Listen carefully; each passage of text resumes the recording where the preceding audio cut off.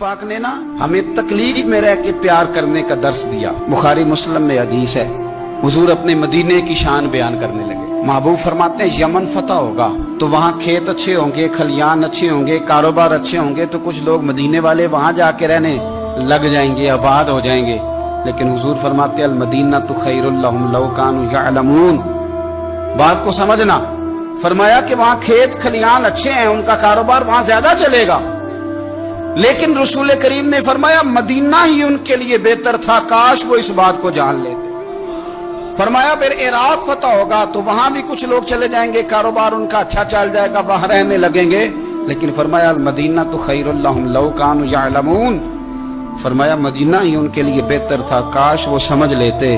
और मेरे नबी पाक अलैहिस्सलाम ने फरमाया जो मदीने में डटे रहेंगे और मदीने की तकलीफों पर सब्र करेंगे, अजियतों पर सब्र करेंगे, फरमाया अगर वो गुनाहगार होंगे मदीने में रहने वाले तो मैं कयामत में उनकी सिफारिश करूंगा, और अगर नेकोकार होंगे तो मैं अल्लाह की बारगाह में उनकी नेकियों पर गवाह बन जाऊंगा, गोया मैं उनके साथ रहूंगा। मदीने के साथ नबी पाक की जो मोहब्बत है, हुजूर का जो प्यार है। जिस रात मेरे नबी पाक सल्लल्लाहु अलैहि वसल्लम मक्का मुकरमा से निकल रहे थे ना मदीना तैयबा जाने के लिए, तो हुजूर ने दुआ फरमाई, कहा ऐ अल्लाह तूने मुझे उस शहर से निकाला जो मुझे बड़ा ही प्यारा था।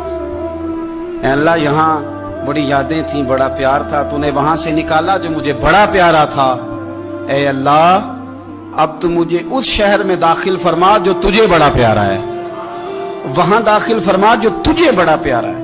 मदीना तैयबा के लिए नबी पाक ने दुआ फरमाई, कहा है अल्लाह तेरे नबी इब्राहीम अलैहिस्सलाम ने मक्के के लिए दुआ की थी, मैं मदीने के लिए दुआ कर, अल्लाह मदीने में दुगनी बरकत अता फरमा।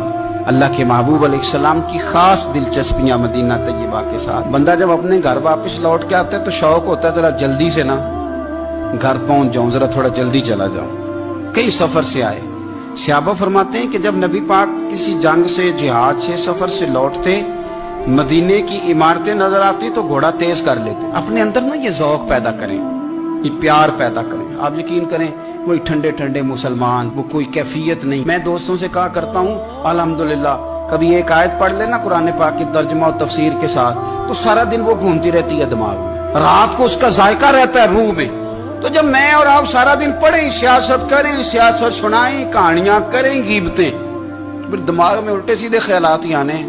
तो अगर सुबह उठते ही सबसे पहले मदीने वाले की एक नात सुनी जाए और शाम को सोते वक्त भी एक नात सुनी जाए, तो अगर ये ज़ौक़ बना लिया जाए तो इंशाल्लाह रात को भी आपको ना मदीना ही नजर आएगा। इंशाल्लाह ख्वाब में भी आप टिकटिंग करा रहे होंगे, आप वीजा ही लगवा रहे होंगे। लेकिन शर्त ये है कि वो कैफियत हो, वो प्रेम।